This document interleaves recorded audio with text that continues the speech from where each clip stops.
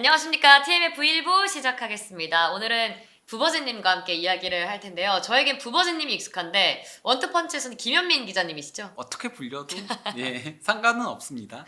좋습니다. 그럼 김현민 기자님, 저에게는 부버즈님. 예. 오늘 또 다양한 소식을 준비해 주셨는데 특히 최근에 코리안 리거들의 활약이 참 좋아요. 그동안은 조금 보이지 않았던 네. 선수들의 활약이 조금씩 보이고 있긴 하거든요. 그렇죠.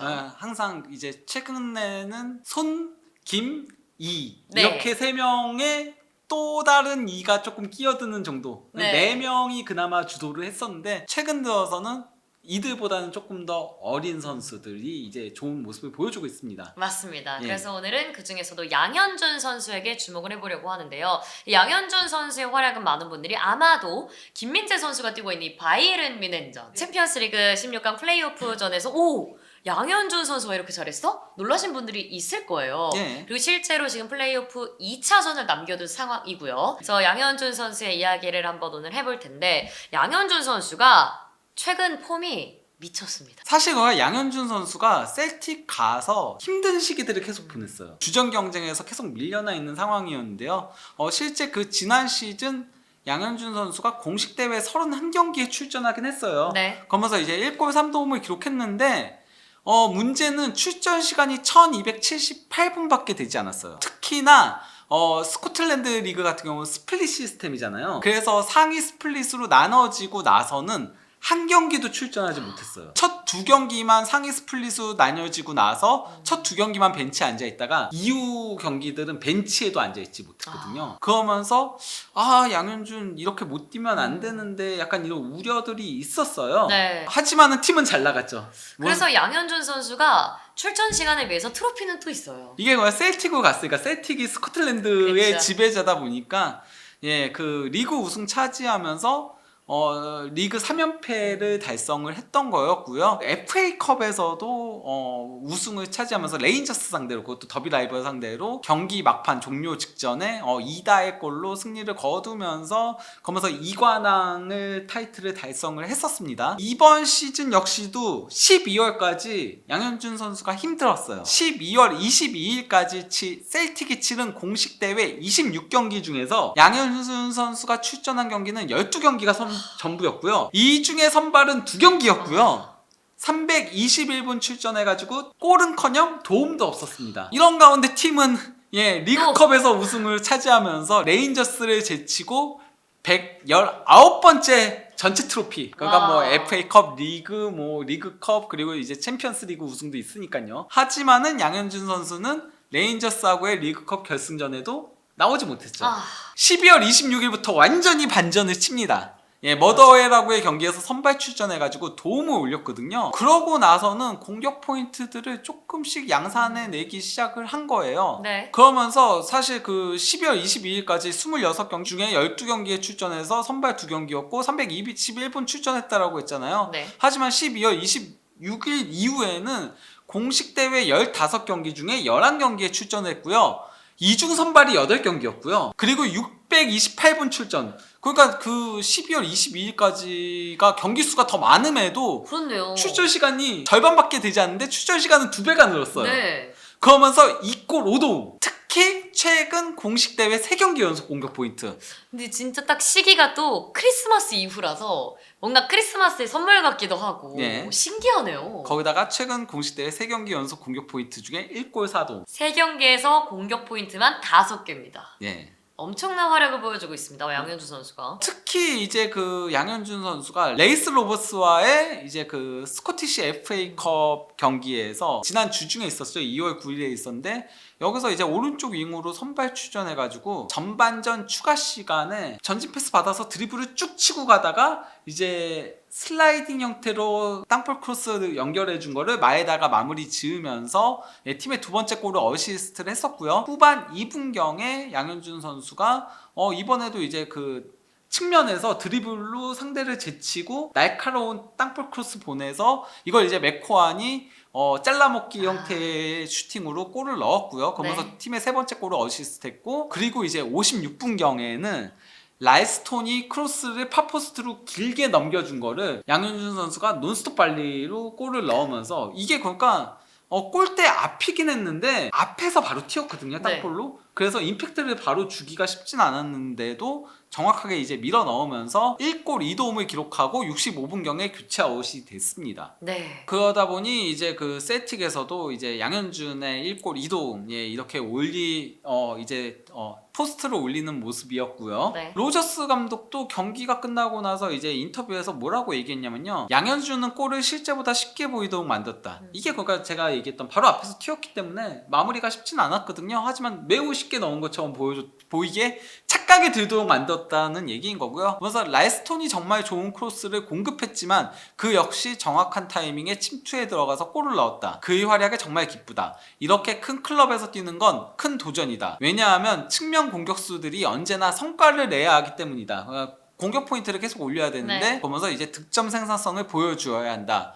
골을 넣는 걸 넘어서 열심히 뛰어야 한다. 오늘 그가 일을 해내서 기쁘다라고 평가를 했습니다. 네. 이런 가운데 이제 그 주중 바이언하고의 대망의 챔피언스리그 플레이오프 1차전. 사실 이 경기에서 양현준 선수가 선발 출전을 하지 않았고 네. 김민재 선수는 이 경기에 출전을 하지 않아서 아쉽게 코리안 더비가 무산이 됐나 보다 했는데 이 경기에서 교체 투입된 양현준 선수가 게임 체인저가 됐어요. 77분경에 교체 투입되자마자 79분경에 마에다의 이제 추격하는 골을 어시스트했죠. 네. 그리고 셀틱이 사실 이 전까지는 바이언한테 압도당했거든요. 그쵸. 아무것도 못했어요, 아무것도 진짜. 못했어요. 하지만은 양현준이 투입되면서부터는 도리어 두들겨 팼죠. 완전 경기 양상이 뒤바뀌었습니다. 경기가 조금 더 길었으면은 바이언이 발목을 잡혔을 수도 있었던 경기였습니다. 네. 양현준 선수가 진짜 77분에 교체 투입돼가지고 짧은 시간을 뛰었음에도 슈팅도 한번 가져갔고요. 그리고 또 이제 짧은 시간에도 볼터치 11회에 86부의 패스 성공률.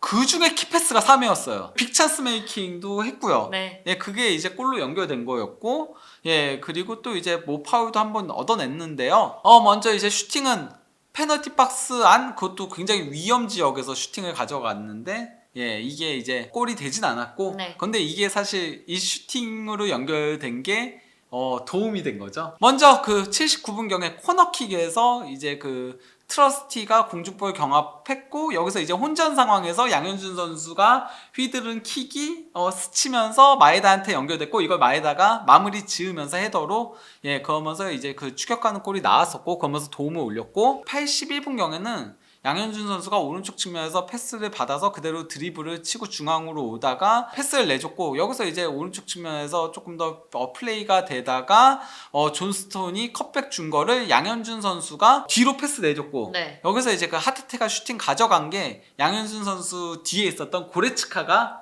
차단을 한 겁니다. 이것도 그러니까 정말 골이 될 수 있었던 그렇죠. 상황이었던 거죠. 그러면 도움을 2개 올릴 수 있었고요. 무엇보다도 진짜 브라보였던 플레이. 네. 추가 시간 1분경에 양현준 선수가 측면에서 패스를 받아서 드리블로 치고 가가지고 전진 패스 줬고, 이걸 받은 이제 존 스톤이 슈팅을 가져갔는데 이게 그 노이어 골키퍼가 선방했죠. 맞아요. 노이어가 엄청난 선방을 보여주죠. 진짜 반사신경이 예술이었죠. 네. 이렇게 손을 순간적으로 팍 들어올려서 막아내는 장면이었습니다. 네. 근데 이제 양현준 효과는 사실 양현준 선수가 투입되기 이전까지 셀틱의 슈팅이 3번밖에 없었어요. 하지만 양현준 선수 들어오고 나서 6번의 슈팅을 가져가면서 전체 슈팅 숫자에서 셀틱이 9대10, 그러니까 하나가 더 적었을 뿐이고 유효 슈팅은 2대5였고, 이렇게 기대 득점은 도리어 셀틱이 더 높았거든요. 네. 특히 이제 기대 득점 그래프가 양현준 선수 투입되기 이전까지는 거의 0에 수렴했어요. 전반전 슈팅 없었잖아요, 셀틱. 그쵸. 마에다의 골이 정말 그러니까 완전히 골문 앞 노마크 헤더였으니까 네. 이렇게 쭉 올라간 거고, 이후에도 서서히 올라가는 모습이었습니다. 반면에 바이언은 양현준 선수 투입되고 나서 그냥 일식전이죠. 네. 슈팅이 하나도 없었어요. 계속 71분이 수비를 할 수밖에 없었어요. 71분이 마지막 슈팅이었거든요. 맞습니다. 공격 위협도 그래프를 놓고 보더라도 전반전부터 그 바이언 2번째 골까지는 셀틱이 공격한 게 없었어요. 하지만 이후에 조금 공격하다가 그러다가 이제 그 양현준 선수 투입하고 나서는 완전히 이제 파상 공세에 나섰던 거였죠. 그러다 보니 이제 이거는 득점 찬스 리시브인 건데요. 그 온더볼 상황에서는 양현준 선수가 양팀 통틀어서 가장 높았어요. 세트피스 상황까지 포함하면은 해리케인에 이어서 2번째로 높았고요. 네. 그러다 보니 이제 셀틱이 이게 공격 방향 비율인 건데, 양현준 선수가 교체 투입된 시점부터 놓고 보면은 오른쪽 측면 공격 비율이 50.8%. 네. 그냥 오른쪽으로 공격했어요. 양현준한테 던져주고 플레이해! 했다라고 할 수 있는 거죠. 네. 그 바이어는 거기에 휘둘린 거고요. 스포츠 일러스트레이트 그 미국 잡지죠. 예, 여기서 이제 그 셀틱 페이지에서 올린 평점에서 양현준 선수가 7.5점을 받으면서 뭐라고 평가를 했냐면요. 교체 투입된 또 다른 선수인 양현준은 즉각적으로 영향력을 행사하며 마지막 터치로 마에다가 오늘 밤 팀의 유일한 골을 넣을 수 있도록 도왔다. 짧은 출전에도 그는 할 수 있는 최대한 팀을 도우며 알리안츠 아레나 원정에서 있을 2차전에 대한 희망을 이어갈 수 있게 했다라고 평가를 한 거고요. 네. 그 67 헤이레일이라고 여기 또 이제 셀틱 전문 매체인 건데요. 여기선 이제 그 양현준 선수한테 평점 6점을 줬는데 이게 셀틱 선수들 중에서는 두 번째로 높아요. 전반적으로 안 좋은 평점을 줬거든요. 코너킥에서 즉각적인 영향을 끼치며 마에다의 골을 이끌어냈다.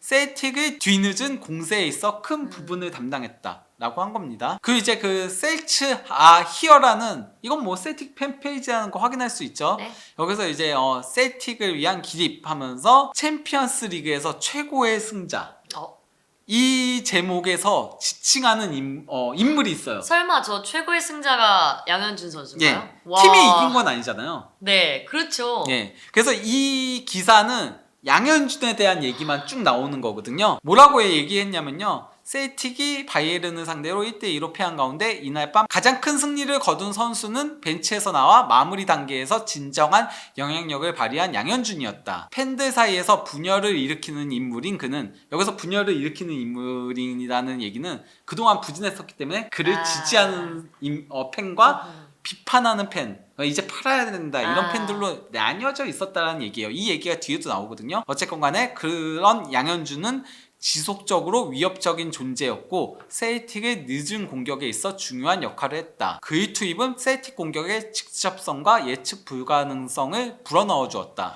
그는 79분에 멋지게 볼을 박스 안으로 전달하면서 마에다가 가까운 거리에서 골을 넣을 수 있도록 도움을 주었다. 그 시점부터 바이에른은 흔들리기 시작했고 셀틱은 강한 공세를 통해 바이에른이 시간 지연 전술을 하게끔 강요했다. 비평가들과 지지자들이 동등한 비율을 차지하고 있는 그는 유럽 최고의 팀 중 한 팀을 상대로 두려움이 없어 보였다. 그의 빠른 발과 수비수들을 상대하려는 의지 덕분에 바이에른은 그들이 리드를 지키기 위해 분주하게 움직여야 했다. 하면서 여기 이제 소제목으로 양현준의 터닝 포인트라고 하고서는 이제 그는 지난 주말 스코틀랜드컵에서 레이스 로버스를 상대로 넣은 골과 이번 경기에서 보여준 탄탄한 경기력을 통해 반환점을 돌기 시작했음을 시사했다. 셀틱에서 많은 시간을 보낸 그는 그동안 선발 자리 확보에 있어 어려움을 겪었지만 최근의 활약을 통해 뚜렷한 진전의 조짐을 보이고 있다. 강력한 활약에도 불구하고 마에다, 퀸,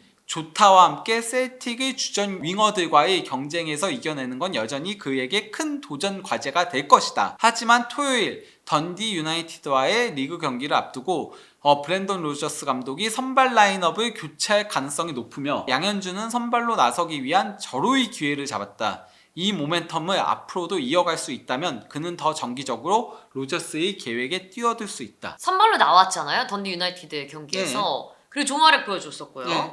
어시스트를 기록을 했고요, 저 경기에서. 근데 보니까 양현준 선수가 앞으로 계속 좋은 모습 보여주면 로저스 감독이 선발로도 기용할 수 있는 가능성이 좀 보이는데요? 마에다, 퀸, 조타가 팀 내에서 너무 확고한 입지긴 해요. 이런 가운데 로저스 감독이 바이에른전 끝나고 이제 던디 유나이티드하고의 주말 경기를 앞두고 금요일에 있었던 기자회견에서 양현준 선수에 대해 따로 코멘트를 했어요.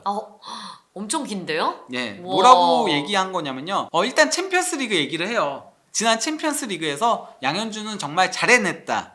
그는 강하고 발전하고 있으며 교체 투입되어 우리에게 에너지를 더해주었다. 챔피언스 리그는 좋은 선수단과 그 수준에 걸맞는 육체적인 능력이 필요한 대회이다. 우리 팀은 교체 투입되어 경기에 영향력을 줄 수 있는 선수가 필요하다. 난 그가 이를 충족시켜 주었다고 생각한다. 그는 우리를 위해 잘 해냈다. 그는 아직 스코틀랜드 문화와 경기의 모든 부분은 물론 클럽 규모에 적응해야 하고 발전해야 하는 젊은 선수이지만 올해 이미 셀틱을 위해 중요한 기여를 하고 있다. 그보다 경쟁에서 앞서 있는 선수들이 있지만은 그는 경기에 나가라는 요청을 받을 때마다 잘 해냈다. 그는 더 많은 출전을 원하고 있고 경기에 더 많은 영향을 미치기 시작했다. 우리 팀은 많은 대회에 참가하기에 4명에서 5명의 윙어가 필요하다. 실제 셀틱은 챔피언스 리그, 그 리그컵, FA컵, 그리고 리그 스코티시 리그까지 4개 대회를 병행을 하죠. 네. 예, 그러면서 우리는 경기를 통해 그의 발전과 강점을 볼 수 있다. 그와 같은 선수에게는 효율성이 중요하다. 그는 경기를 압박하고 상당히 열심히 뛴다. 난 그의 그런 면을 좋아한다. 이게 그러니까 양현준 선수가 현지에서도 어쨌건 간에 뜨거운 화두인 거예요. 네. 이런 가운데 뭐 양현준 선수가 이제 던디 유나이티드하고의 경기에서 또다시 이제 오른쪽 윙으로 선발 출전을 했고요. 그런 가운데 이제 23분경에 맥그리거의 골을 어시스트 했습니다. 네. 그리고 이제 71분경에 교체 아웃됐는데요. 먼저 그 양현준 선수가 9분경에 일단은 패스, 측면에서 패스를 받아서 중앙으로 드리블을 치고 가다가 전진 패스를 준 거를 이다가 오른발 중거리 슈팅을 가져갔는데 이게 골키퍼 선방에 막혔고요. 그리고 또 이제 23분경에 또다시 이제 카터 비커스가 측면으로 내준 패스를 받아서 중앙으로 드리블을 치고 가다가 전진 패스를 줬고 이걸 받은 이제 맥그리거가 드리블로 캠벨을 제치고 들어가서는 박스 안에서 왼발 슈팅으로 골을 넣은 거였습니다. 네. 그러면서 이제 양현준 선수가 3경기 연속 공격 포인트를 기록하게 된 거죠. 그러면서 이제 그 양현준 선수가 이 경기에서 근데 보시면 아시겠지만 양현준 선수는 중앙과 하프 스페이스 오른쪽까지도 상당히 폭넓게 커버하는 모습을 보여주고 있고요. 드리블 3회 시도에서 1회 성공시켰고 패스 성공률 96%, 그리고 찬스 메이킹 2회를 기록을 한 거고요. 그러면서 슈팅은 조금 아쉽긴 했어요. 각도가 없는 곳이다 보니까 네. 슈팅이 조금은 빗나가는 상황들이 있었고요. 패스가 보면은 이게 거의 패스 성공률이 95%가 나왔는데 중요한 거는 패스가 대부분이 다 박스 아니었어요. 그러니까 공격 진영이었어요. 공격 진영이 아닌 데서의 패스는 딱 한 번밖에 없었어요. 네.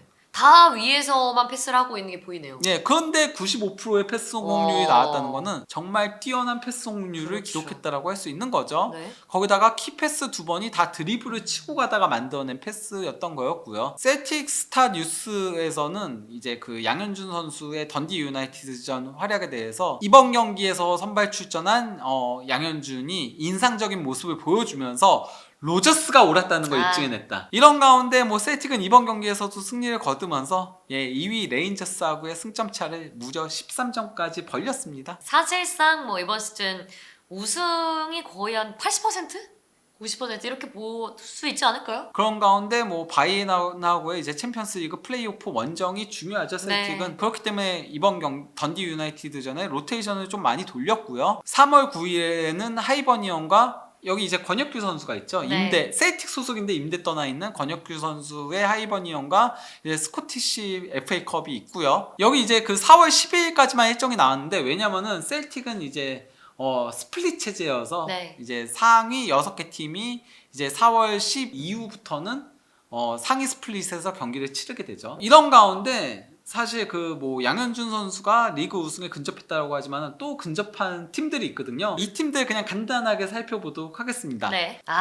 즈베즈다. 네.